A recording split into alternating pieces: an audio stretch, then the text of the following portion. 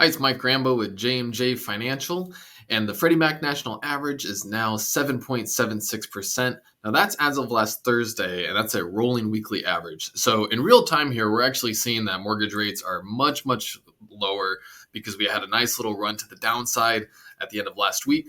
So the conventional loan rate is actually going to be more in the low to mid 7 range right now.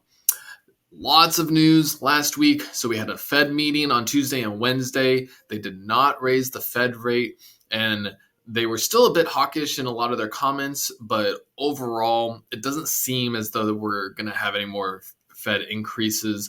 They have another meeting before the end of the year. We're expecting them to hold steady again in that meeting and probably just stay where we are into next year and see what they've already done and how that affects the economy. Last week, there was also big news in that NAR, Keller Williams, and a handful of others were found guilty in a class action lawsuit, and damages were totaled up to almost $1.8 billion. Now, they're appealing. At the exact same time, there's copycat lawsuits that are happening. And the gist of the lawsuit was that these large entities in real estate have been conspiring to keep commissions inflated, to have sellers pay the commissions, and essentially have buying agents steer their buyers towards properties that have higher commissions. So we'll see how this affects the real estate industry. I think anything at this point is really just speculative, but it certainly is really interesting to see what will happen as the appeals go through.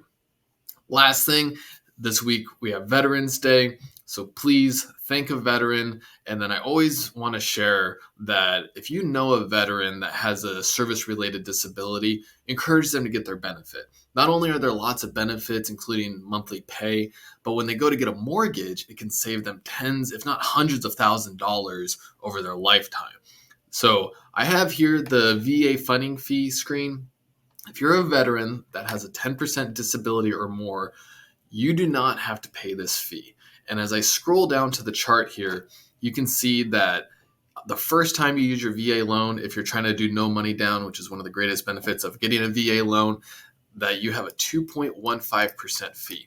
Now, this gets rolled into your loan amount, so a veteran isn't going to have to pay it up front. But nonetheless, if you're getting $1 million loan, that's $21,500 that gets rolled into your loan amount. And if you're exempt from this fee, you wouldn't have it. And that's just on your first loan. So you can see how, especially as loan amounts continue to rise with the price of houses going up, it can be $100,000 or more over the life of the veteran. So when you see some veterans this weekend, make sure you thank them and make sure that you encourage them to go and get the benefits that they truly deserve. Hope everyone has a great week. We'll talk to you next time.